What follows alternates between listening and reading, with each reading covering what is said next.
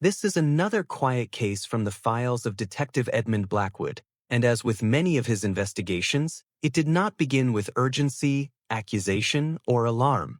It began instead with a small irregularity, something that resisted explanation yet caused no visible harm. Over the years, I have made it a habit to record these matters as they unfold, not as a detective, but as a journalist and long-standing friend who has observed how the smallest patterns often conceal the most persistent questions. The house on Winter Street appeared, at first glance, entirely unremarkable. It stood near the far end of a narrow London road where the trees leaned slightly inward, filtering the light into a soft, muted glow. The building itself was modest in size, symmetrical in design, recently painted, and carefully maintained. Its windows were intact, its roof secure, its small garden trimmed with deliberate attention. There was nothing in its posture that suggested neglect or disrepair. And yet, over the course of 3 years, the property had been purchased 5 times. Each new owner moved in with certainty. Each remained precisely one night. Each returned the keys the following morning without complaint, without legal dispute, without public explanation. The transactions were withdrawn quietly, deposits forfeited without protest, and the house placed back on the market with polite insistence that nothing at all was wrong. Inspections confirmed the structure was sound. Plumbing functioned without interruption. Electrical systems were modern and safe. Foundations showed no instability. Windows were sealed, locks secure, staircases firm beneath measured weight. By every practical standard, the house was fit to be lived in. What lingered, however, was not structural. When asked privately about their reasons for leaving, the former owners hesitated before offering the same detail. It was not described as fear, nor as disturbance, but as something subtler. Each had experienced the same dream on their first night inside the house. The pattern emerged only after careful listening. In their sleep, they found themselves standing in a narrow corridor dimly illuminated by distant light. Ahead of them rose a staircase, steady and familiar, leading upward toward a bedroom door that stood slightly open. Beyond that doorway lay darkness, and within that darkness, the quiet certainty that someone was present. No figure was clearly seen. No voice was heard. There was no sudden movement or violent interruption. Only the sense of proximity, as though another presence occupied the space just beyond sight.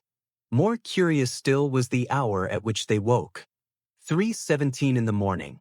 Each described glancing at a clock beside the bed.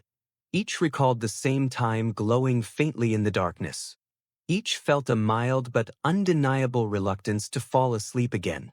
Such details might have been dismissed as coincidence had they not repeated with such precision. Edmund Blackwood has long believed that repetition deserves examination, particularly when it emerges independently and without suggestion. The house, therefore, warranted observation, not because it threatened harm, but because it produced a shared experience. When we first walked along Winter Street together, the evening air carried the cool stillness of early autumn. The pavement narrowed toward the end of the road, and the trees overhead filtered the remaining light into gentle shadows that moved slowly with the wind. The house stood quietly among its neighbors, neither brighter nor darker than the rest. Inside, the hallway extended forward with measured proportion. To the left rose a staircase composed of 13 deliberate steps, evenly spaced, leading toward the upper floor. The floorboards acknowledged our movement with the ordinary sound of aged wood responding to weight. Nothing in the structure felt unstable or neglected. At the top of the stairs lay a narrow corridor. Along one wall stood a tall mirror framed in dark wood, its surface polished and unclouded. Opposite the mirror stood the bedroom door described by each former owner. The window within that room faced a single street lamp positioned just beyond the garden wall. It required only a moment of stillness to notice how carefully aligned these elements were. The corridor narrowed slightly toward the staircase. The mirror reflected not only the hallway but the doorway opposite it. The street lamp outside cast a steady amber glow through the bedroom window, falling at an angle that reached into the corridor when the door remained open. Architecture, light, and reflection were arranged with subtle precision. We resolved to remain in the house overnight, not as challengers of mystery, but as observers of pattern. If the previous occupants had experienced something shared, then the explanation would likely reside within the relationship between structure and perception rather than within any unseen force. As evening deepened and the quiet of Winter Street settled fully around us, the house seemed almost suspended in stillness. The staircase rose patiently from the hallway, the corridor waited in shadow, and the mirror held its silent reflection without distortion. Somewhere between waking and sleep, 5 different individuals had encountered the same image. Whether born of architecture, light, or the suggestible nature of the dreaming mind, the experience had been persuasive enough to end each ownership before it truly began. Outside, the wind moved softly along the trees. Inside, the house remained composed and unmoving. And as night approached, it was impossible not to wonder whether, at precisely 3:17, the same corridor would appear once again within the quiet landscape of sleep. Night settles differently when one remains awake long enough to notice its arrival. In the house on Winter Street, the transition from evening to darkness occurred so gradually that it seemed less like a change and more like a quiet adjustment of tone. The last traces of daylight withdrew from the windows without ceremony, and the interior of the house absorbed the dimness without resistance. Nothing shifted abruptly. Nothing announced itself. The rooms simply grew softer around their edges. It felt important not to disturb the arrangement of the space more than necessary.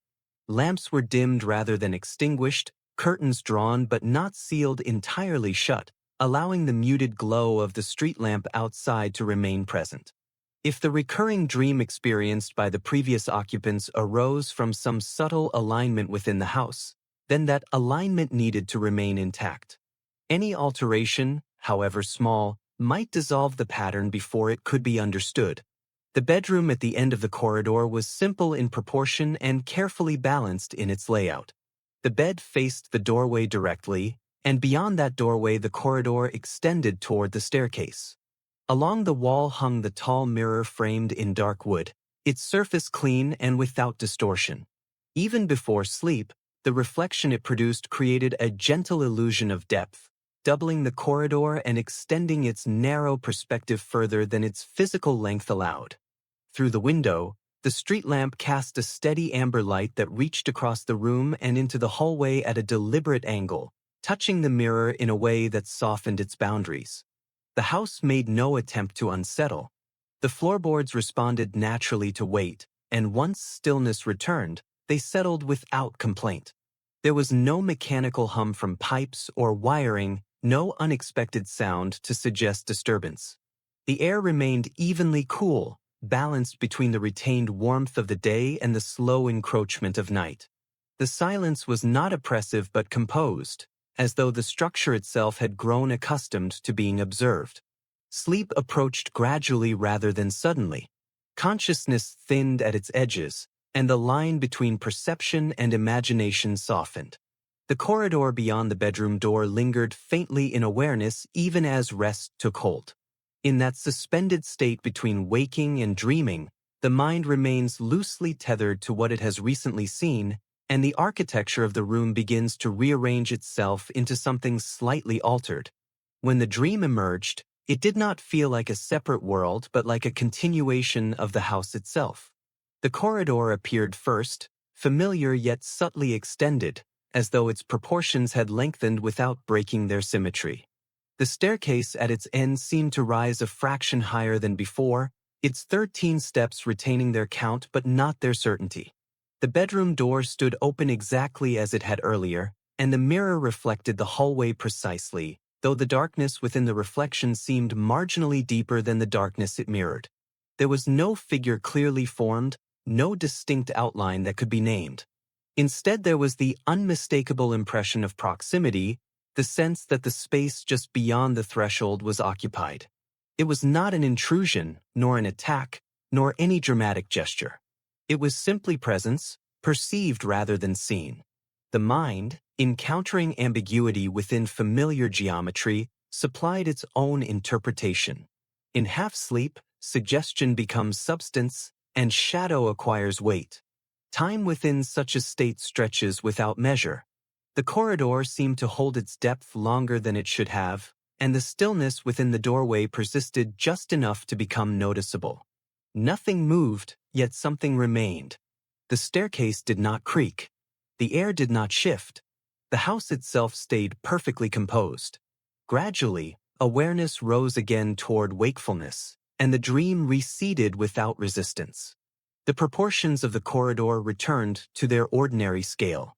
The mirror reflected only the open doorway and the faint amber light from the street lamp outside. The bedroom regained its true dimensions, modest and undisturbed. A small clock rested on the table beside the bed, its display steady and quiet in the darkness. When attention settled upon it, the numbers read 3:17.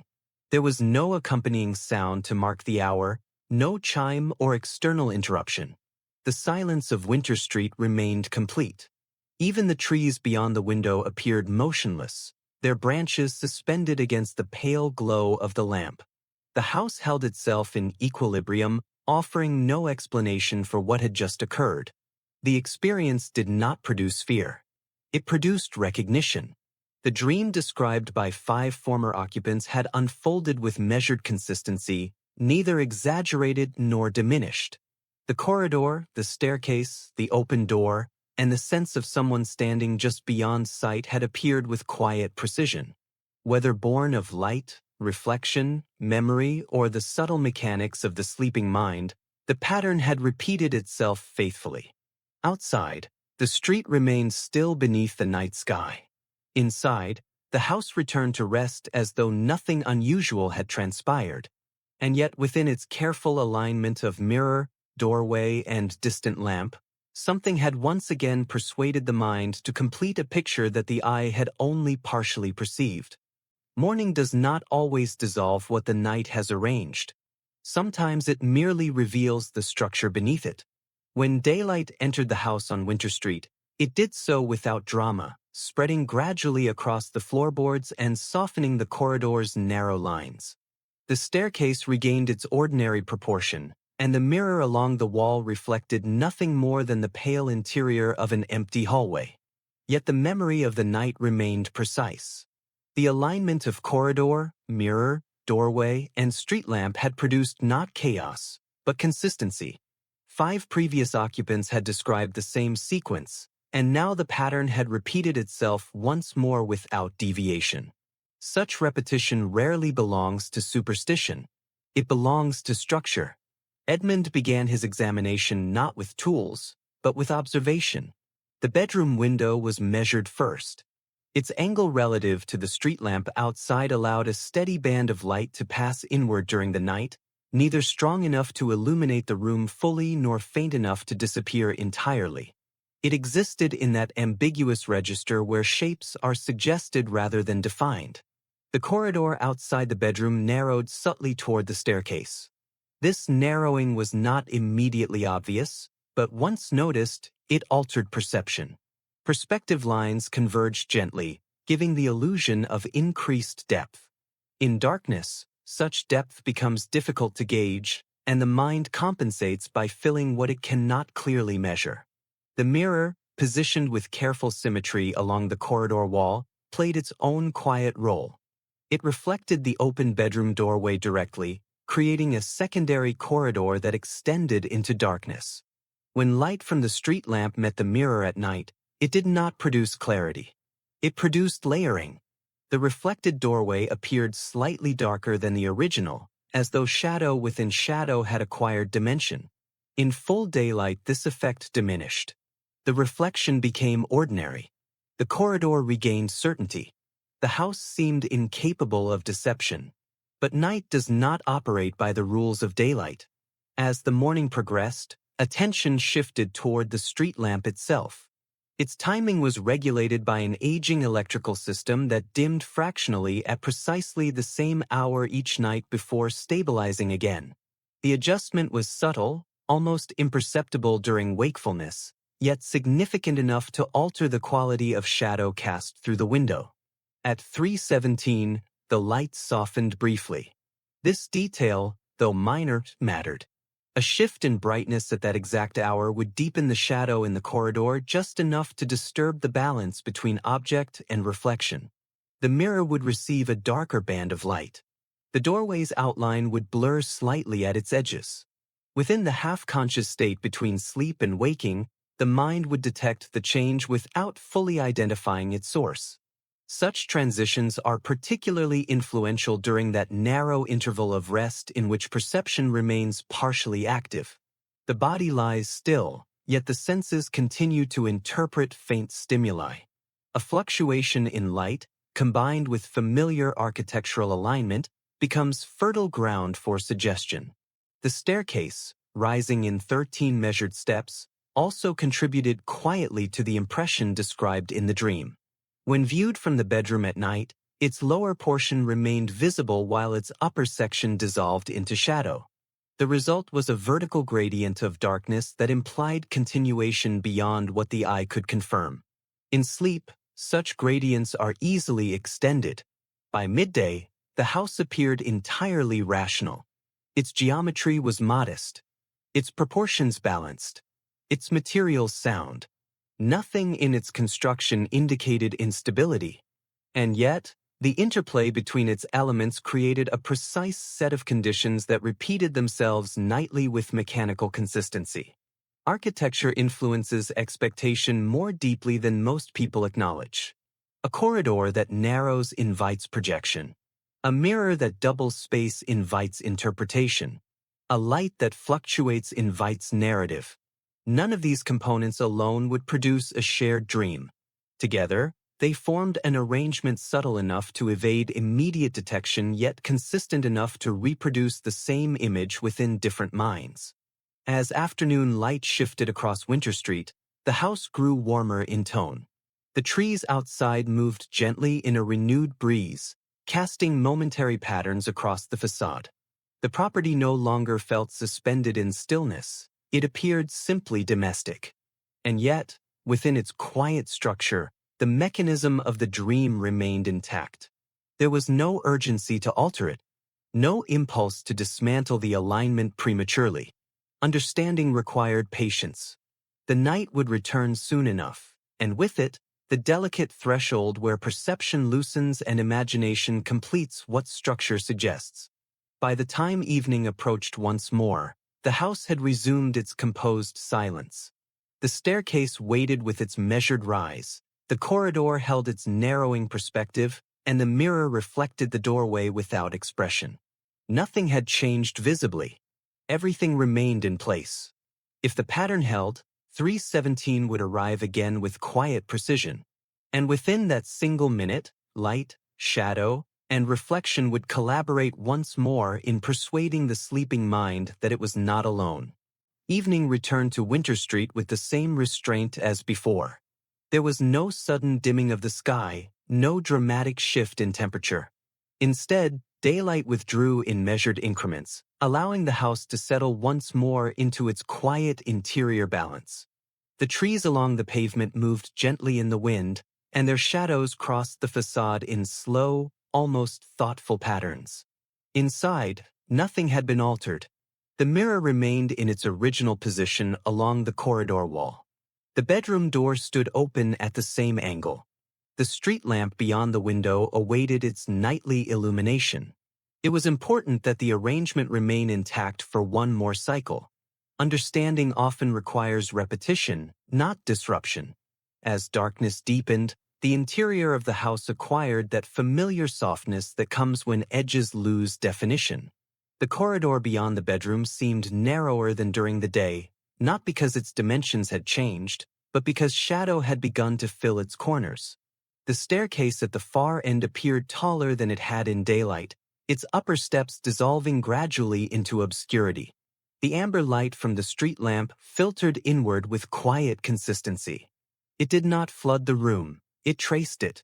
A faint band of illumination crossed the floorboards, reached the corridor, and touched the mirror's surface with a muted glow. Within the reflection, the open doorway appeared slightly darker than the doorway itself, as though depth had been gently exaggerated. There is a particular stillness that arrives shortly before sleep, a moment when the mind remains aware but no longer actively interprets. In that interval, perception becomes porous. Minor shifts in light or sound are absorbed without analysis. The house, with its careful geometry, seemed designed to take advantage of that threshold. The second night did not bring anticipation in the way the first had. Instead, it brought observation. The pattern was now familiar. The corridor had been studied in daylight. The staircase had been counted. The mirror had been measured. What remained was to witness the precise moment at which the ordinary transformed into the imagined. When sleep arrived, it did so with the same gradual release. Consciousness thinned and stretched, and the boundary between the physical room and its remembered image blurred. The corridor reassembled itself within the mind, though not with sharp clarity. Its proportions shifted subtly, elongating without breaking their symmetry. The staircase seemed to rise slightly beyond its measured 13 steps, as though continuation had been quietly added. The bedroom door stood open, and beyond it lay the same concentrated darkness. Within that darkness, the suggestion of presence formed again, not as a figure, but as a density. The mind, conditioned by expectation, recognized the pattern instantly. There was no shock, no escalation. Only repetition, and then the light changed. It was not an extinguishing nor a dramatic flicker. It was a fractional dimming, the result of the street lamp's aging circuitry adjusting at precisely the same minute as before. The amber glow softened for a brief interval, deepening the shadow within the corridor. The mirror received the darker tone and reflected it faithfully, amplifying the impression of depth. In that softened light, the reflected doorway appeared marginally more opaque than the doorway itself. The mind, half awake, interpreted the difference as form. The absence of detail became substance. What was only shadow seemed briefly inhabited. Awareness rose again as the minute passed. The room returned to its ordinary scale. The corridor regained its fixed length. The staircase resumed its measured rise. The mirror reflected only the open doorway and the steady glow of the street lamp, which had already stabilized. The clock beside the bed read 3:17. The consistency of the hour mattered more than the imagery itself. It confirmed that the pattern was mechanical rather than mystical. The dream did not arrive randomly, it was synchronized with the environment. Light shifted at a precise minute. Shadow responded accordingly. The mind, suspended between sleep and wakefulness, supplied the final detail. Morning arrived without tension. In daylight, the corridor seemed incapable of suggestion. The mirror reflected nothing beyond its literal truth. The staircase appeared modest and finite. The house carried no trace of disturbance, as though it had never participated in the quiet illusion of the night. What had persuaded 5 different owners to leave was not fear in the dramatic sense, but discomfort born of repetition. A shared dream, experienced without explanation, acquires weight simply because it is shared. When individuals encounter the same imagery independently, they attribute intention to what is merely alignment. The house had not produced a haunting. It had produced a condition. Architecture, light, reflection, and timing had conspired with the sleeping mind to create a consistent narrative. The presence felt in the doorway was not an intruder, but an echo of geometry intensified by darkness. As the day unfolded across Winter Street, the facade of the house appeared unchanged and entirely rational. And yet within its careful arrangement of corridor and mirror, a subtle mechanism continued to exist, waiting for night to return and for the mind, once again, to complete what shadow suggested. By the third day, the house on Winter Street no longer felt unfamiliar.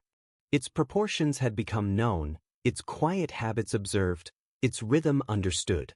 Familiarity did not remove the mystery, but it softened it, transforming what had once felt ambiguous into something that could be examined without tension. The house did not resist scrutiny. It offered itself patiently, as though confident that nothing within it would change under sustained attention. There was no urgency to leave. Most previous owners had departed after the first night, guided less by fear than by instinct. They had felt something unresolved and chosen distance over understanding. Remaining longer required a different disposition, one inclined toward observation rather than avoidance. The pattern had revealed itself twice already with near-perfect consistency, and repetition, when uninterrupted, often leads not to escalation but to clarity. Daylight passed quietly. The corridor held its ordinary proportions, and the mirror reflected nothing beyond the simple truth of the space before it. Without the influence of night, the house appeared almost indifferent to its own reputation. Sunlight entered the bedroom fully now, dissolving any ambiguity that darkness had arranged.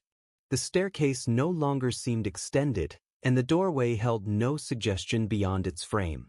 Yet the mechanism that produced the dream remained present, dormant rather than dismantled. The street lamp outside stood unchanged, its presence easy to overlook in daylight. Its influence was minimal during waking hours, reduced to a background detail in the broader structure of the street. It was only at night, when contrast sharpened and perception narrowed, that its role became significant. Remaining in the house required patience more than courage. There was nothing to confront, nothing to dispel dramatically. Understanding depended on allowing the pattern to persist long enough to reveal its limits. The house had shown what it could produce. The question that remained was whether that production held any capacity to deepen, or whether it would repeat itself indefinitely without variation. As evening approached once more, the atmosphere inside the house grew gently muted. Shadows gathered in familiar places, not with intent, but with inevitability. The corridor began its subtle narrowing once again, not in structure, but in perception. The mirror waited along the wall, prepared to reflect whatever light would reach it. Sleep that night arrived without resistance. The mind, now acquainted with the sequence, did not anticipate novelty. There was no heightened awareness, no strain toward detection. Familiarity, when accepted, often dulls reaction, and this dulled reaction allowed the dream to unfold without emotional interference. The corridor appeared again, extended but stable. The staircase retained its softened ascent, its steps present yet indistinct. The doorway stood open as before, and the darkness beyond it gathered quietly. The sense of presence returned, but without insistence. It existed as a known quantity now, neither surprising nor threatening. At 3:17, the lights softened once more. The shift occurred with the same precision as before, a fractional dimming that deepened shadow just enough to invite interpretation. The mirror reflected the doorway with its customary exaggeration of depth, and the darkness within the reflection seemed momentarily heavier than the darkness outside it. The mind acknowledged the effect without reacting to it. Awareness remained suspended, neither fully asleep nor fully awake. And then the moment passed. The light stabilized. The shadow receded. The corridor returned to its measured form. The clock beside the bed marked the minute without ceremony. The house settled back into stillness as though nothing had occurred. What distinguished this night from the first was not the absence of the dream, but the absence of disturbance it caused. The pattern no longer carried weight simply because it was understood. Once recognized as a product of alignment rather than intention, the experience lost its power to compel action. Morning arrived calmly. The house appeared unchanged, composed, and entirely reasonable. Its reputation, built upon repetition without explanation, began to feel less like a warning and more like a misunderstanding sustained by silence. Those who had left before had not been harmed. They had simply chosen not to remain in a place that asked questions they had not intended to answer. By remaining, something subtle had shifted. The house had not changed, but the response to it had. What once felt suggestive now felt descriptive. What once seemed personal now revealed itself as mechanical. The decision to remain had not dispelled the dream. It had reframed it. Within the quiet structure of the house, the mechanism continued to exist, repeating itself faithfully each night. Yet without the urgency of departure, the presence in the doorway no longer demanded interpretation. It became what it had always been, an image assembled by light, reflection, and a mind momentarily untethered from certainty. The house on Winter Street did not ask to be feared. It asked only to be understood. There are mysteries that depend upon secrecy, and there are others that depend upon arrangement. The house on Winter Street belonged to the latter category. Nothing within it concealed itself deliberately. There were no hidden compartments, no unexplained markings, no forgotten objects left behind by former occupants. Its mystery did not reside in what was hidden, but in how its elements related to one another.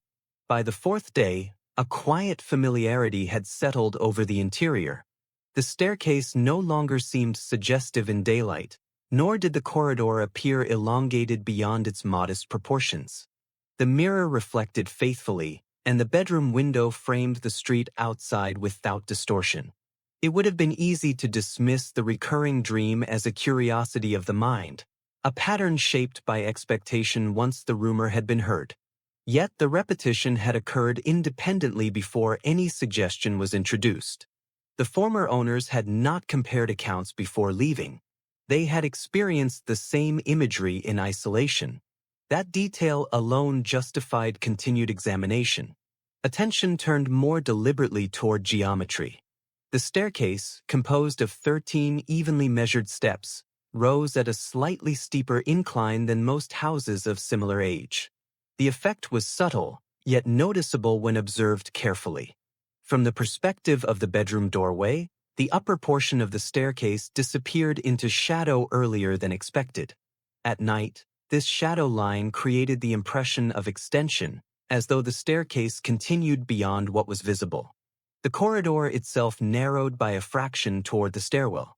This narrowing was not structural error but design economy, a small concession to space common in older London homes. During daylight, the difference was almost imperceptible. Under low illumination, however, perspective lines converged more dramatically, encouraging the eye to interpret depth where none truly existed. The mirror intensified this effect. Positioned precisely opposite the bedroom door, it captured both the corridor and the darkened space within the room. At night, when the street lamp cast its amber glow through the window, the mirror received that light indirectly. The reflection of the doorway appeared slightly darker than the doorway itself, not because of alteration, but because reflected light always carries marginal loss. In the half-conscious state between sleep and waking, that marginal loss was enough to create the impression of density. Light, shadow, and expectation formed a quiet collaboration. The street lamp outside contributed its own rhythm. Its aging circuitry caused a brief, consistent dimming each night at precisely 3:17. The change was fractional and easily overlooked during wakefulness. Yet for a sleeping mind suspended near awareness, even fractional shifts become significant. A softening of light alters shadow proportionally, and shadow, once altered, invites interpretation. What intrigued Edmund most was not that the dream occurred, but that it remained consistent without escalating.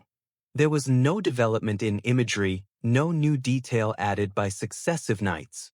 The corridor did not grow longer, the staircase did not transform, and the presence beyond the doorway did not acquire form.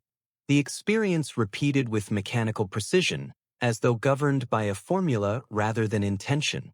That absence of progression suggested design rather than narrative. If fear had been the house's objective, it would have deepened over time. Instead, it remained static, persuasive only through repetition. The former owners had not fled in panic. They had simply declined to remain in a place that disturbed their certainty. By late afternoon, sunlight once again softened the corridor, dissolving the conditions that produced illusion. The mirror reflected plainly, the staircase regained its measured rise, and the bedroom door stood open without suggestion. The house appeared patient, almost indifferent to the analysis taking place within it. Evening approached gradually, and with it returned the subtle alignment of elements that gave the house its peculiar influence.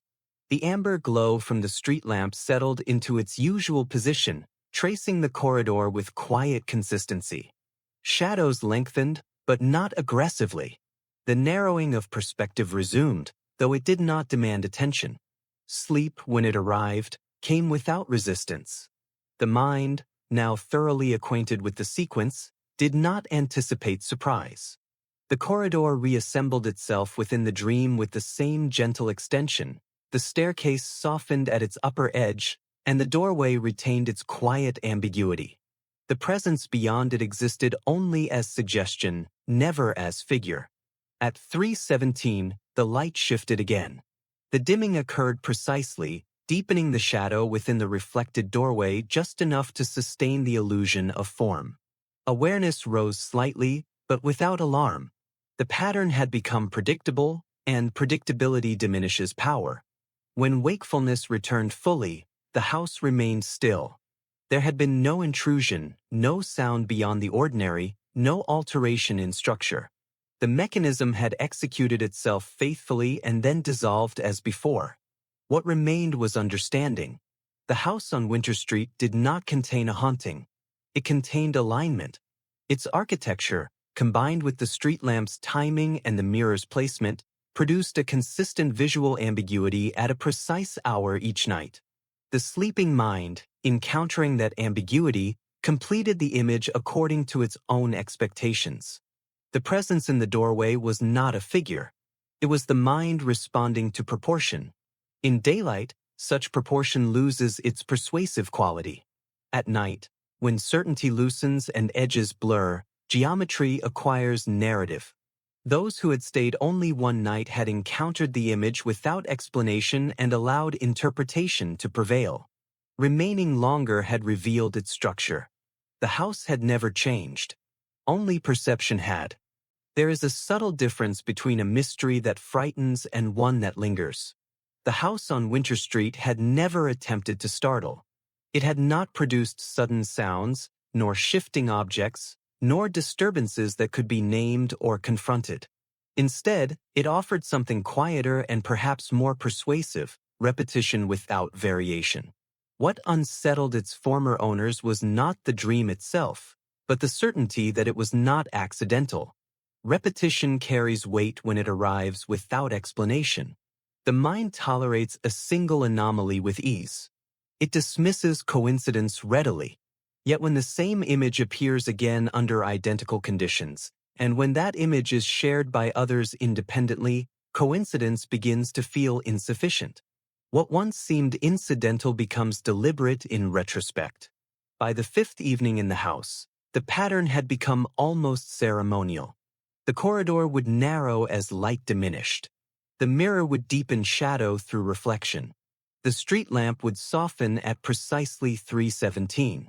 The mind, suspended between sleep and waking, would complete the unfinished outline in the doorway. Understanding the mechanism did not immediately dissolve its effect. Awareness does not always prevent suggestion. Even when the cause of an illusion is known, the illusion can persist if the conditions that produce it remain intact. The geometry of the house did not change simply because it had been measured. Its proportions continued to interact with darkness in the same quiet way. What shifted instead was the emotional response. The first night had carried curiosity. The second had confirmed pattern. By the third and fourth, anticipation had replaced uncertainty.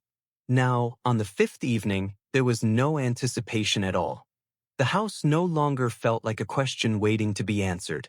It felt like a structure executing a routine. The staircase retained its modest incline, and yet in darkness its upper steps dissolved with the same reliability as before. The corridor's slight narrowing continued to encourage depth where none truly existed. The mirror, obedient to physics, reflected less light than it received, creating subtle gradations of shadow within shadow. These were not malicious properties. They were ordinary consequences of design. Outside, Winter Street remained composed beneath the fading sky. The trees along the pavement shifted gently in the wind, their branches casting intermittent patterns against the facade. The street lamp stood as it had each previous night, prepared to illuminate without intention. As sleep approached, there was no resistance. The house did not demand vigilance. It did not require confrontation. It merely arranged itself in accordance with its structure. Consciousness thinned, and the familiar corridor emerged again within the landscape of the mind. The dream did not intensify. It did not introduce new details. The staircase rose softly. The doorway remained open. The suggestion of presence gathered within darkness without form or voice. The image felt less like intrusion and more like echo, as though the mind were replaying a visual equation it had already solved. At 3:17, the street lamp dimmed once more. The shadow within the corridor deepened for a breath of time, and the mirror reflected that deepening faithfully. The reflected doorway seemed marginally denser than its source, and the mind, in that suspended interval, acknowledged the illusion without surrendering to it. Awareness surfaced gently, not in alarm but in recognition. The clock confirmed the hour. The house resumed its equilibrium. There was no sensation of being watched.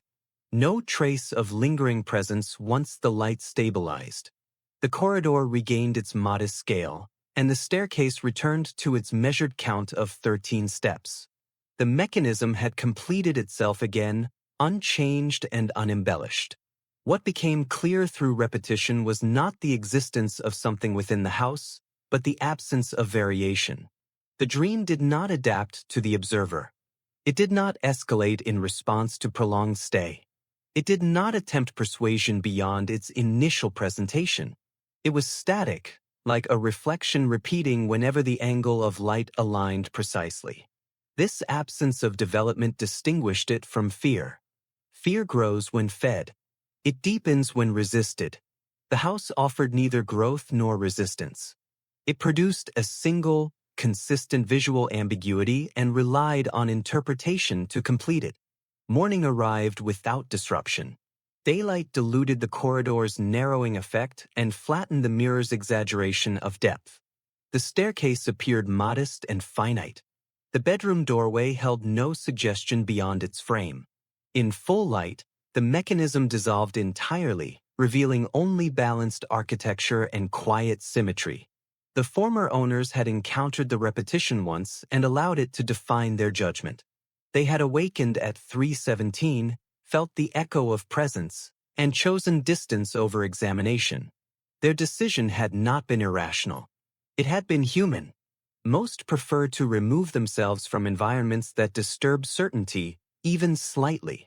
Remaining had revealed something else. The house did not seek occupants, nor did it reject them. It operated within its design, producing the same subtle illusion each night without intention. The weight that once seemed attached to the dream belonged not to the house, but to the interpretation imposed upon it. By the 7th morning, the structure of the mystery stood fully visible. Light, geometry, timing, and the suggestible nature of half-sleep had combined to create a consistent narrative. Nothing supernatural had occurred. Nothing hidden remained undiscovered. Winter Street returned to its ordinary rhythm as the day unfolded. The facade of the house appeared unchanged, quiet among its neighbors.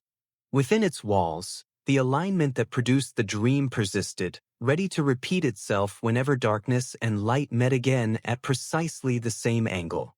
Yet without uncertainty, repetition loses its power. The house had not been haunted. It had been precise.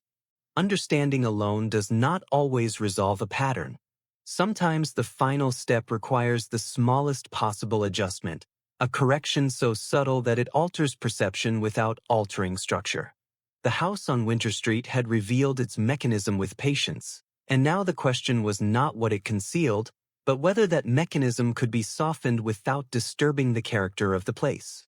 The corridor, the staircase, the mirror, and the street lamp had collaborated in precise alignment. None of these elements were defective.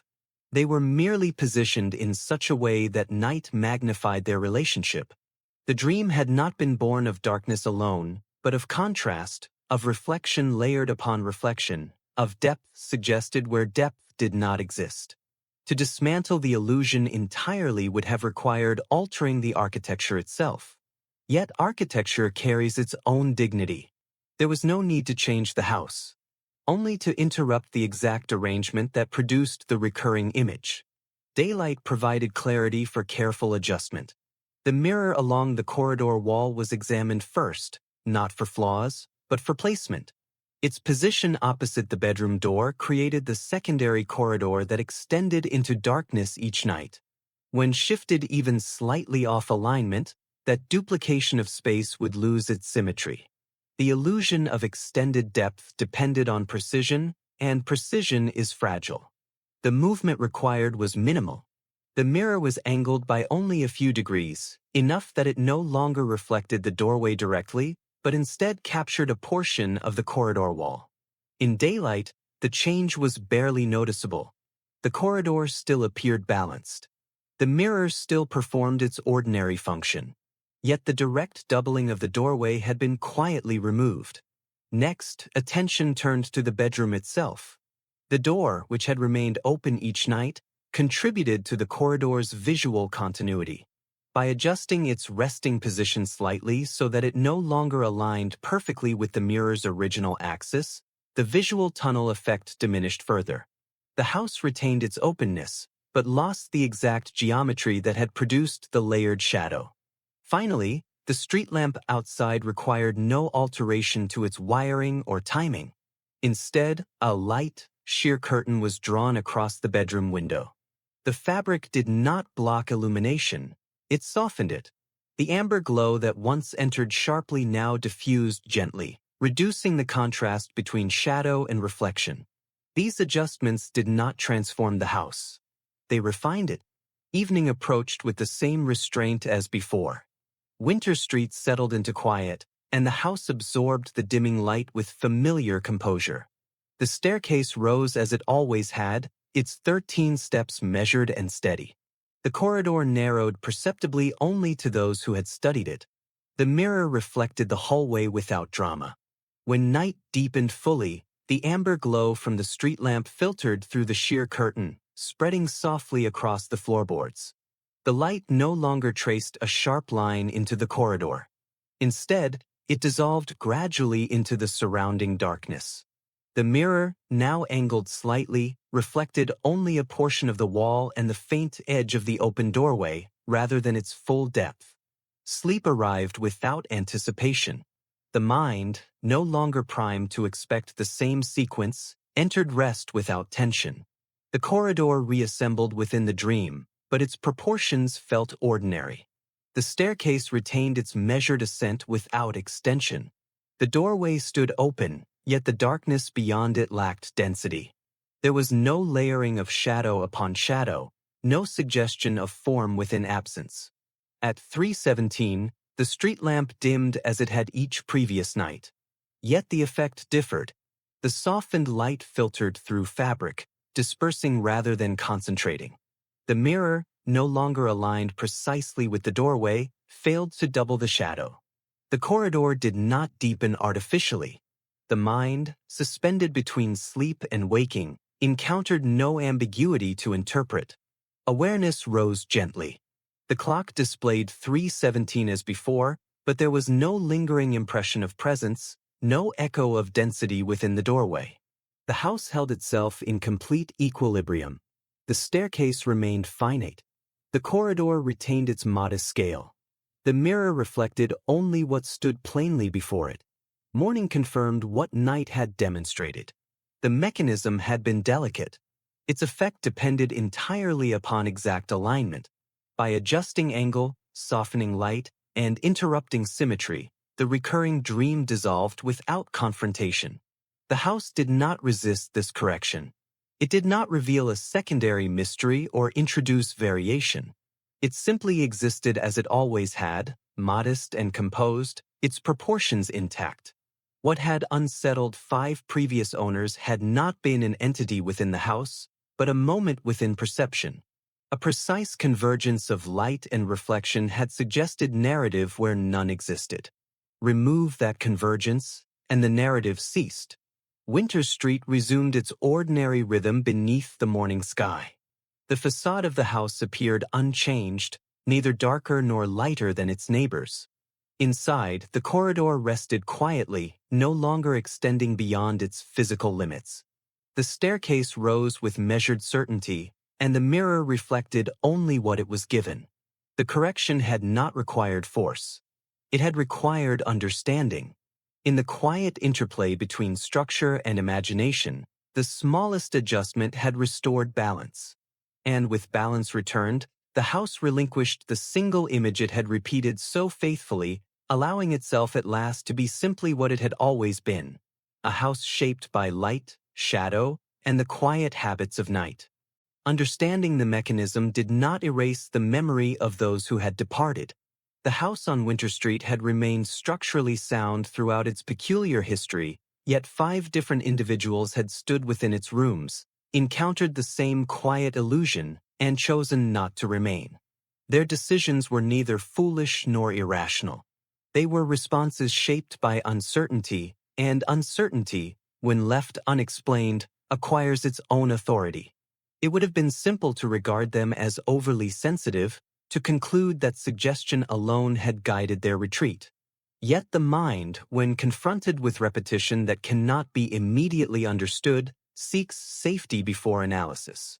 The dream had not frightened them dramatically, but it had unsettled something quieter, something more persistent than a sudden noise or shifting shadow. It had introduced doubt. Doubt lingers long after fear dissolves. In speaking privately with those who had left, a subtle consistency emerged. None described terror. None claimed to have witnessed anything beyond the corridor, the staircase, and the open doorway. What unsettled them was the precision of the hour, the identical nature of the imagery, and the sense that their experience was not entirely personal. When informed that others had described the same sequence, their discomfort deepened rather than diminished. The dream became communal. A shared image, when unexplained, begins to feel intentional. It is difficult to remain in a place that appears to produce identical impressions across different minds. Even if no harm follows, the pattern suggests design. And design, when not understood, is often interpreted as purpose. The house itself had never altered its posture in response to occupancy. It did not intensify its suggestion with each new arrival. It did not attempt persuasion beyond the first presentation. The mechanism, once set into motion by night, executed itself with quiet neutrality. Yet the human response to that neutrality varied according to expectation. Some had entered the house anticipating comfort. Others had entered it with mild apprehension, having heard rumors of previous departures. Expectation colors perception even before sleep arrives. The architecture of the corridor and mirror required only the smallest invitation to be interpreted as presence. For those already uncertain, the suggestion felt more pronounced. What had changed now was not the structure, but the narrative surrounding it. By adjusting the mirror's angle and softening the light, the precise alignment had been interrupted. The corridor no longer extended visually beyond its measured length. The doorway no longer deepened through reflection. The street lamp's brief dimming no longer intensified shadow within the mirror. The mind, encountering no ambiguity, had nothing to complete. And yet the history of the house remained. Its reputation had been shaped not by events, but by departure. The pattern of one-night occupancy had itself become the story. Prospective buyers had learned of the withdrawals and carried that knowledge with them into the first evening.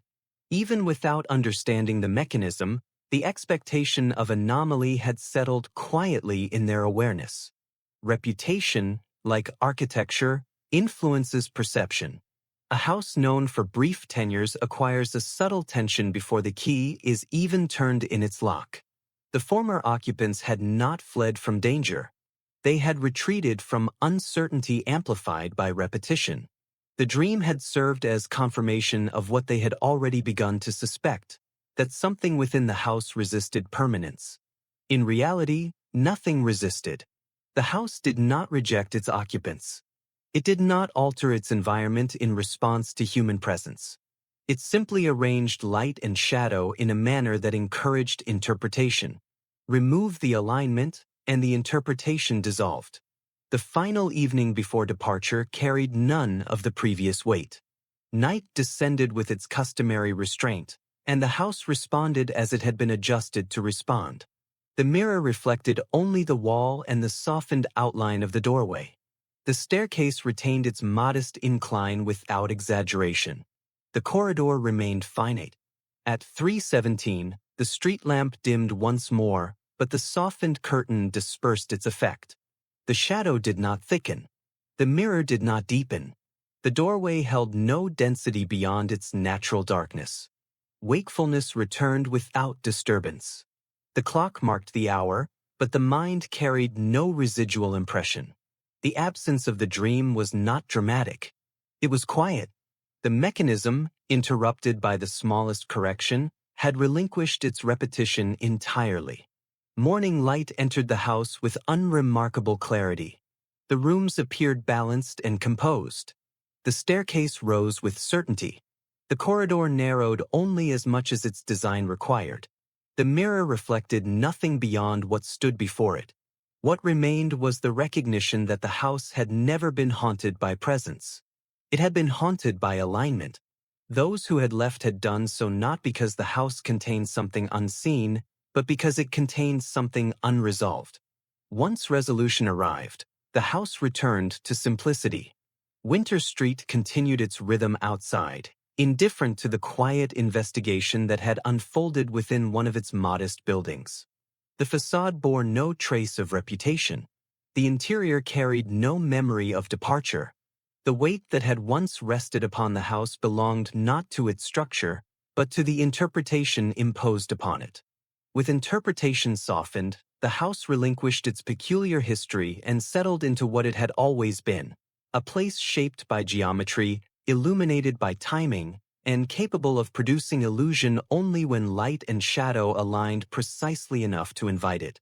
Not all mysteries conclude with revelation. Some conclude with quiet understanding, leaving behind no dramatic residue, no lingering spectacle. The house on Winter Street did not demand a final confrontation. It required only patience and the willingness to remain long enough for repetition to lose its authority. With the mechanism softened and the alignment gently interrupted, the house entered a new stillness. It was not a transformation in structure, but a shift in perception. Where once the corridor had seemed to extend beyond its modest length, it now rested within its true boundaries. The staircase rose without suggestion of continuation, and the mirror reflected only what stood directly before it, no longer doubling shadow into ambiguity. The simplicity of the solution did not diminish the depth of the experience. If anything, it revealed how easily the mind collaborates with its surroundings. Architecture is not passive. It shapes how light moves, how space is perceived, how distance is measured in darkness. When those elements converge in a precise arrangement, they create conditions under which the imagination can supply what the eye cannot fully confirm. What had persuaded 5 separate occupants to leave had not been an apparition, nor a hidden memory embedded in the walls. It had been a moment suspended between sleep and waking, a minute in which light shifted and shadow deepened just enough to invite interpretation. The recurrence of that moment had given it weight. Weight, when unexplained, becomes significance. Those who had departed after a single night had not been mistaken. They had responded naturally to a pattern that appeared intentional. Without knowledge of alignment or geometry, the shared dream felt like evidence. And evidence, when repeated, convinces even cautious minds. Yet once the alignment was adjusted, the evidence dissolved without resistance. The dream did not protest its absence. It did not reassemble itself in altered form. It simply ceased. On the final evening before departure, the house carried no anticipation. Night fell with its customary softness. The amber glow of the street lamp filtered gently through the curtain, diffused rather than directed. The corridor narrowed only as much as perspective required. The mirror offered no layered depth. Sleep came quietly. There was no corridor beyond what the eye had seen during the day. No staircase rising beyond its measured steps. No doorway carrying density beyond darkness. The mind, encountering no ambiguity, rested without constructing narrative. 3:17 arrived without incident. The clock marked the hour with calm indifference. The house held itself in complete composure, neither altered nor charged. Awareness passed through that minute as through any other, without interruption. Morning brought clarity rather than conclusion. The rooms appeared exactly as they had upon arrival. The staircase remained steady beneath measured steps. The corridor retained its modest proportions. The mirror reflected nothing beyond the familiar interior. Nothing within the house bore the imprint of mystery. Its history of departure lingered only as memory, not as condition. In time, another occupant would arrive. The house would be shown in daylight, described in practical terms, and entered with quiet expectation. Without knowledge of its former pattern, and without the precise alignment that once produced illusion, the new resident would likely pass the night undisturbed. Winter Street would continue its quiet rhythm outside, indifferent to the subtle investigation that had unfolded within one of its houses. The trees would shift in the wind. The street lamp would dim at its appointed minute. The world would proceed without spectacle. What remained from the case was not the image of a shadow in a doorway, but the recognition that perception depends as much on arrangement as on reality. When light, reflection, and expectation align precisely, the mind completes what is incomplete. Remove one element, and the image dissolves. The house had never been haunted by presence. It had been shaped by precision, and with that precision gently altered, it returned to its simplest form. A quiet structure on a narrow street, resting in balance between daylight and dark, offering nothing more than the soft geometry of walls, corridors, and the patient passage of time. It is tempting to believe that once a mystery is understood, it vanishes entirely. Yet understanding does not erase experience, it reshapes it. The house on Winter Street no longer carried ambiguity in its architecture, and the recurring dream had dissolved with the smallest of adjustments. But what remained was something quieter and perhaps more enduring, an awareness of how habit and expectation shape the way we inhabit space. The house had not changed its materials, nor its structure, nor its age. The staircase still rose in 13 measured steps, evenly spaced and modest in incline. The corridor retained its slight narrowing toward the stairwell. The mirror, now angled gently away from the direct line of the doorway, continued to reflect faithfully. The street lamp outside persisted in its nightly dimming at precisely 3:17, indifferent to human perception. Nothing essential had been removed. And yet the house felt different. Not lighter, not brighter, but steadier. The absence of repetition created a new quiet within its rooms, one that did not depend on analysis to be recognized. Where once anticipation had lingered as night approached, there was now only ordinary stillness. The mind, freed from the expectation of imagery, entered sleep without preparing to interpret shadow. Expectation, when sustained over time, becomes habit. Habit influences perception more subtly than fear. Those who had stayed only one night within these walls had carried with them the residue of an unexplained image. They had awakened at the same minute, encountered the same suggestion of presence, and departed before understanding could replace uncertainty. Their decision had been shaped not by terror, but by the discomfort of unresolved repetition. Repetition without explanation acquires narrative force. The house had provided that repetition with mechanical reliability. Night after night, the alignment of light and reflection had recreated the same conditions, inviting the sleeping mind to complete an unfinished outline. In the absence of knowledge, that outline seemed deliberate. In the presence of knowledge, it became simple geometry. There is a delicate boundary between the external world and the internal one.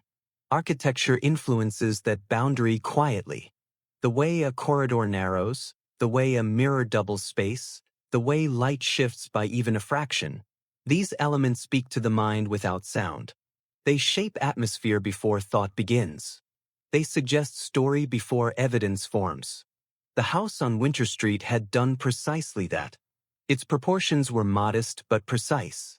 Its alignment subtle but effective. Its influence gentle but consistent. The mechanism it contained was not malicious, it was mathematical. The recurrence of the dream had been the natural consequence of predictable light interacting with predictable structure at a predictable hour. Once that interaction was softened, the narrative dissolved. Yet what lingered was a deeper appreciation for how easily the mind participates in its own illusions. In half-sleep, certainty loosens. Boundaries blur. Depth becomes ambiguous. The smallest shift in illumination can transform a doorway into suggestion, a shadow into density. The presence felt within the corridor had never existed independently of perception. It had been assembled moment by moment from light, angle, and memory. The final nights in the house unfolded without event. 3:17 arrived and passed without emphasis. The staircase remained finite. The corridor retained its modest length. The mirror reflected nothing beyond what stood plainly before it. The street lamp dimmed and brightened without consequence. Morning light revealed no difference in structure, yet the atmosphere had changed entirely. Where once there had been quiet speculation, there was now equilibrium. The house did not feel corrected. It felt understood. Understanding, when genuine, restores proportion. It would be easy to imagine that the next occupant would never know of the house's brief history of departure. Without rumor, without expectation, the dream would never arise. The softened alignment ensured that even if light shifted at 3:17, the shadow would not deepen in the mirror with persuasive clarity. The geometry had been gently interrupted. The mechanism no longer assembled itself. Winter Street continued in its ordinary rhythm outside. The trees leaned inward as they always had, their branches tracing quiet patterns across the pavement. The street lamp maintained its small electrical habit. The facade of the house remained composed and unremarkable among its neighbors. In time, the memory of its peculiar reputation would fade. What remains from such a case is not spectacle, but insight. The house had demonstrated how repetition grants weight to coincidence, how alignment grants form to shadow, and how the mind completes what light leaves unfinished. It had not concealed a presence. It had revealed perception. And in revealing it, the house returned to stillness, no longer burdened by interpretation, resting simply as it was meant to be. A quiet structure on a narrow London street, shaped by walls and windows, by light and angle, and by the patient passage of night into morning. There is a particular quiet that follows resolution. It is not the silence of emptiness, nor the dramatic calm that concludes an ordeal. It is a steadier kind of stillness, one that settles gradually once uncertainty has been given proportion. The house on Winter Street entered that stillness without announcement. Nothing within its walls marked the transition from speculation to understanding. The shift existed only in perception.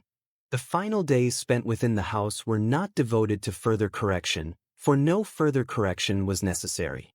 The mirror remained angled slightly away from perfect alignment, preserving the integrity of the corridor without doubling it into artificial depth.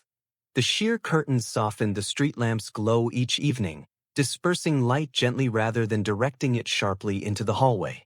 The architecture itself required no alteration. Its dignity lay in remaining as it had always been, modest and precise. What had once seemed suggestive now appeared measured. The staircase, counted so often in thought, retained its 13 deliberate steps, neither ominous nor symbolic. The corridor's narrowing was no longer persuasive, it was simply economical design. The doorway at the end of that corridor stood open without implication. In daylight, these elements had always been innocent. It was night, combined with expectation, that had granted them narrative. Expectation is rarely neutral. Once introduced, it reshapes observation quietly. Those who had purchased the house before had not arrived empty of awareness. Each had known that others had left after a single night. That knowledge had traveled with them into the evening hours, settling somewhere beneath conscious thought. When 317 arrived and the light shifted fractionally, the mind had already been prepared to interpret deviation as meaning. Meaning seeks confirmation. The shared dream had provided that confirmation, reinforcing itself through repetition. The corridor had extended just enough, the mirror had deepened shadow just enough, and the darkness beyond the doorway had gathered density just enough to feel intentional. Without understanding the alignment that produced it, the experience felt deliberate. Yet deliberate intention had never existed. The final nights passed with remarkable simplicity. 317 came and went as any other minute. The street lamp dimmed softly, its electrical habit unchanged. The curtain diffused the effect so thoroughly that no concentrated shadow formed within the mirror. The corridor remained finite, its perspective intact but not exaggerated. The sleeping mind encountered nothing unfinished and therefore constructed nothing further. Morning light entered through the window with its usual restraint, illuminating the bedroom floorboards and tracing a faint line along the corridor wall. The mirror reflected only what stood plainly before it. The house bore no trace of its former reputation. Its stillness was complete, not because something had been removed, but because something had been understood. There is comfort in proportion restored. The human mind prefers boundaries that remain stable. When light behaves predictably and shadow retains consistent depth, perception rests easily. Remove stability, even slightly, and the imagination awakens to compensate. The house on Winter Street had once introduced that slight instability through precise alignment. Once the alignment was softened, equilibrium returned naturally. Outside, Winter Street continued its quiet existence. Neighbors passed without glancing twice at the modest facade. The trees leaned inward as they always had, their branches forming a subtle canopy that filtered daylight into gentle patterns.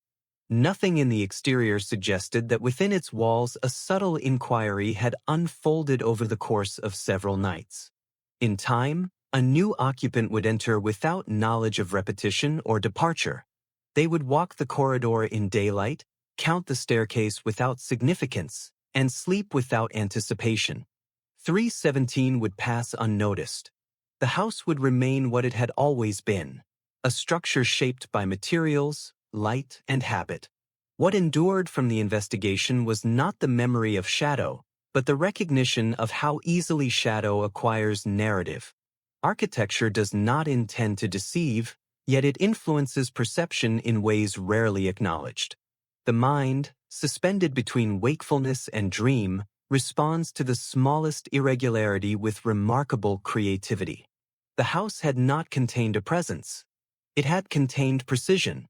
And once that precision was gently reframed, it relinquished its quiet illusion without resistance, settling into the ordinary rhythm of walls and windows, of light and night, of staircases and corridors that lead nowhere beyond their own measured length. Some places retain stories not because events occurred within them, but because perception once settled there with unusual intensity. The house on Winter Street had not witnessed tragedy, nor concealed history beneath its floorboards. Yet for a brief period, it had carried the weight of shared uncertainty, and that weight had shaped the way it was remembered. Memory does not always distinguish between what happened and what was felt. The former owners would likely recall the corridor not as it truly appeared in daylight, but as it seemed in the softened hour before waking. They would remember the staircase rising with greater length than it possessed, and the doorway holding a presence that never existed outside their own suspended awareness. Their recollection would not be false. It would simply be filtered through the lens of expectation. Expectation leaves an imprint. Even once the alignment of mirror and light had been adjusted, the knowledge of what had once occurred lingered faintly in thought. The corridor, though now entirely ordinary, could still be imagined in its former exaggeration. The mirror, though no longer doubling shadow into density, retained the memory of having done so. The house had moved beyond the illusion, yet the illusion remained part of its narrative. It is often said that buildings carry echoes of those who lived within them. More accurately, they carry the echoes of interpretation. The house on Winter Street had been interpreted as suggestive, and that interpretation had briefly shaped its identity. Once understanding replaced uncertainty, the identity softened, but it did not vanish entirely. It transformed into insight. The final days before departure were marked not by investigation, but by reflection. The house, now fully comprehended in its geometry and rhythm, revealed something subtler than its mechanism. It revealed how delicately perception balances upon environment. A corridor slightly narrower at one end, a mirror placed precisely opposite a doorway, a street lamp dimming at an exact minute. None of these elements alone carried significance. Together, they assembled a moment capable of influencing multiple minds in identical fashion. Such alignment is rare, yet not supernatural. The sleeping mind remains extraordinarily receptive to environmental nuance. When consciousness loosens, sensory input continues quietly, stripped of context but not of effect. A fractional dimming of light becomes meaningful when experienced without analysis. The absence of clear boundary invites completion. In that liminal interval, the brain performs its own architecture, extending lines and deepening shadow in accordance with expectation. What the former owners had encountered was not a presence in the corridor, but their own perception responding faithfully to environment.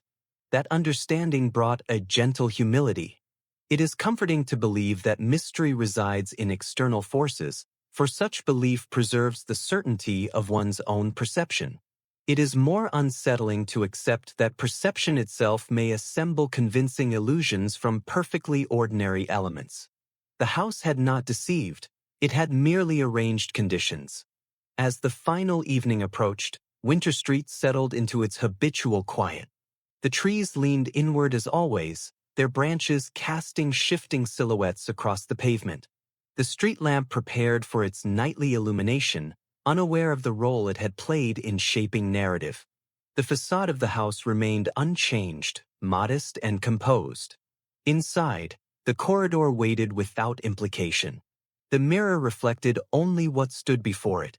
The staircase rose with measured calm.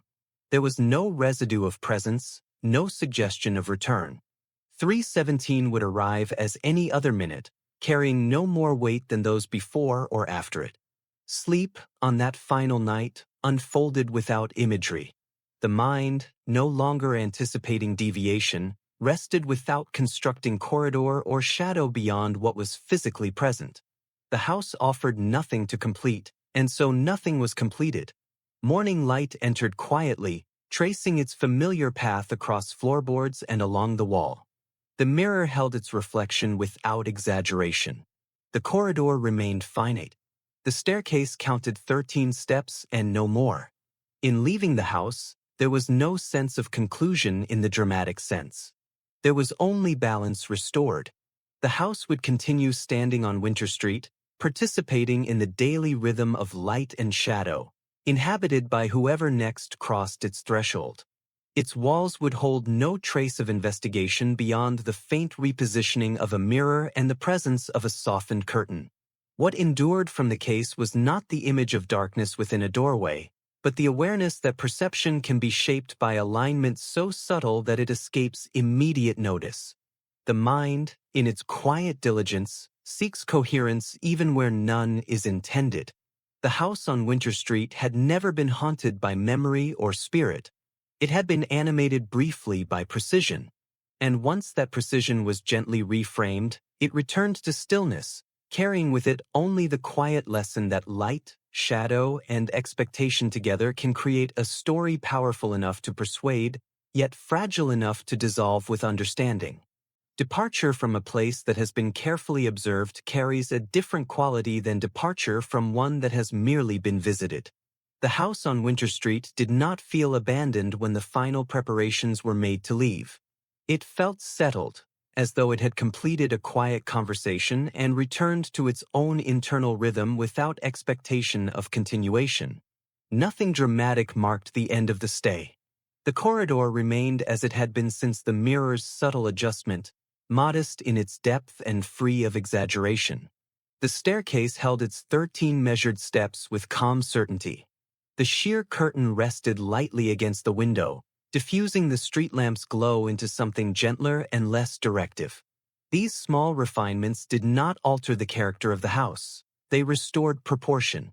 It became clear that what had once unsettled 5 separate occupants was not mystery itself, but imbalance. When perception is given incomplete information, it seeks to resolve it. A doorway partially illuminated, a reflection slightly darker than its source, a corridor narrowing into shadow. These elements do not instruct the mind, yet they invite it to conclude.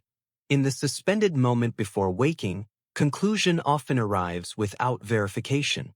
The house had offered just enough ambiguity to encourage that conclusion. With ambiguity softened, the house regained neutrality. It did not attempt to impress, nor to conceal. Its walls carried no residue of speculation. The rhythm of day passing into night resumed its ordinary cadence, unburdened by interpretation. 3:17, once weighted with repetition, returned to being a simple coordinate in time. It is curious how quickly significance dissolves when examined closely.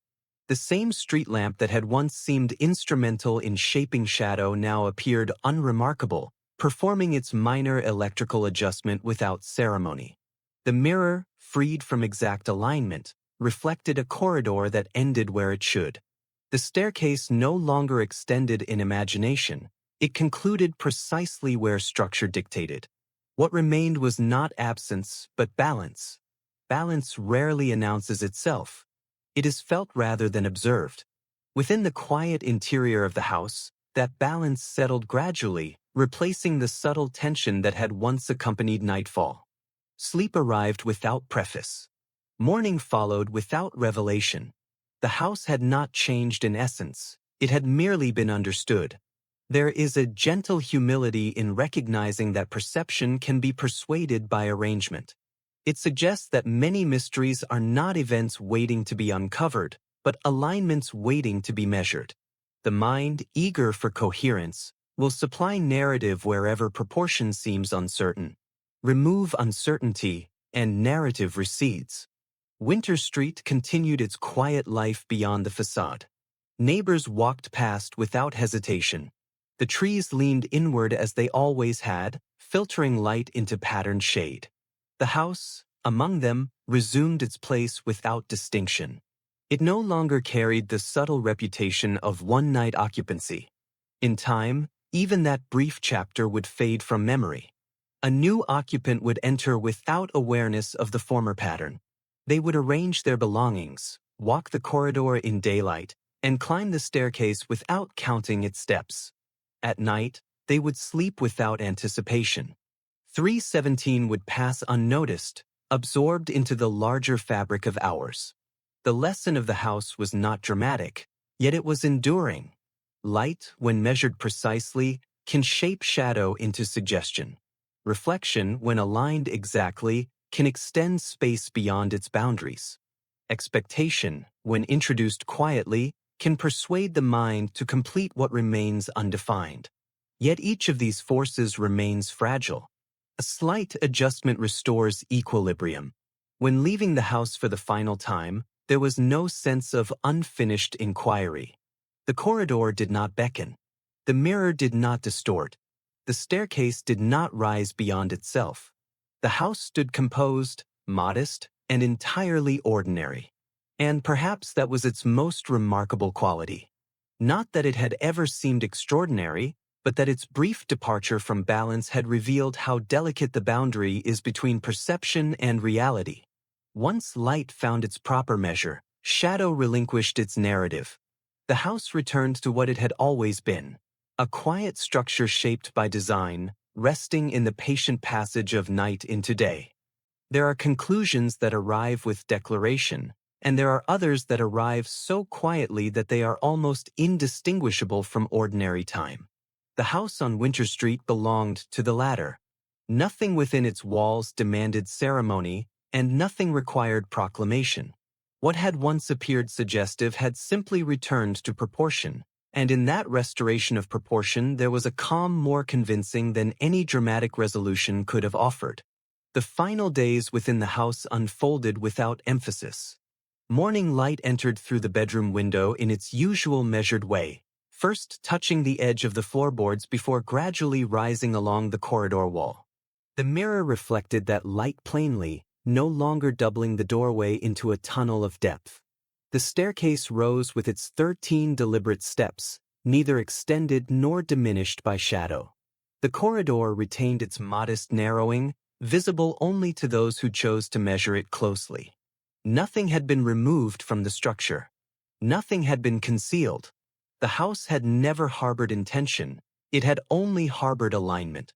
Light, reflection, and timing had once met in a delicate configuration, and the mind, encountering that configuration in half-sleep, had completed what remained unfinished. Once the alignment was gently adjusted, the narrative dissolved without resistance. What lingers after such understanding is not triumph, but quiet respect for how easily perception can be guided by environment. Architecture does not need to deceive in order to persuade. A doorway partially illuminated, a mirror precisely placed, a street lamp dimming at a consistent minute. These are not extraordinary elements. Yet when combined at the threshold between waking and dreaming, they create conditions under which the imagination supplies form. The former occupants of the house had not been mistaken. They had responded faithfully to what they experienced. Repetition, when unexplained, acquires gravity. To wake at the same minute, to witness the same corridor, the same staircase, the same sense of density within a doorway, is to feel as though design exists beyond one's awareness. Without insight into geometry and light, that design appears deliberate. Understanding restored scale. On the final evening before departure, Winter Street settled into darkness with its customary restraint. The trees along the pavement leaned inward as they always had, their branches tracing faint patterns against the facade.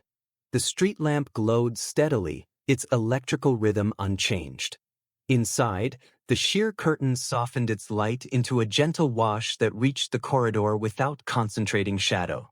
The house felt neither expectant nor reflective. It simply existed. Sleep approached gradually, without anticipation. The mind, no longer prepared to interpret ambiguity, rested easily within the boundaries of the room. There was no corridor extended beyond its length, no staircase rising further than it should, no presence implied within the doorway. The geometry remained honest, and the mind accepted it without embellishment. 3:17 arrived quietly. The street lamp dimmed for its habitual moment, and the light within the room shifted almost imperceptibly. Yet no density gathered in the mirror, no shadow deepened beyond its source. The corridor held its proportion. The doorway remained only a doorway. Awareness passed through the minute without interruption, and sleep resumed its gentle course. Morning followed with soft clarity. The house bore no trace of the inquiry that had unfolded within it. Its walls remained steady, its staircase patient, its corridor finite. It had never required transformation. It had required understanding. Once that understanding settled into place, the structure returned to what it had always been, a quiet arrangement of walls and windows shaped by light and time. In leaving the house for the final time, there was no sense of something unfinished. The garden gate closed with ordinary sound. The facade stood modest among its neighbors, indistinguishable in daylight from the other homes along Winter Street. The street lamp would continue its minor adjustment at the same minute each night, unnoticed by those who slept within softened light. The lesson of the house was not dramatic, yet it was enduring. The mind, especially in the delicate interval between waking and dream, completes what environment leaves incomplete. Light suggests, reflection extends, shadow gathers, expectation interprets. Remove a single element from that collaboration, and the narrative dissolves. The house had not been haunted by memory or presence. It had been briefly animated by precision. Once precision was gently reframed, stillness returned. And so this quiet case from the files of Edmund Blackwood settles, as it began, without spectacle. It rests instead in proportion restored, in balance regained, in the simple understanding that night can persuade when light and shadow align too perfectly. If this calm investigation brought you a sense of ease, and if you would like to return for another quiet case from the records of Detective Blackwood, you are always welcome here. A gentle like or a thoughtful comment helps these stories continue to unfold, and subscribing ensures that the next peaceful mystery will find you when night returns once more. For now, Winter Street rests beneath its leaning trees, and the house stands as it always has, steady between light and shadow, offering nothing more than the soft architecture of sleep and the patient passage of time.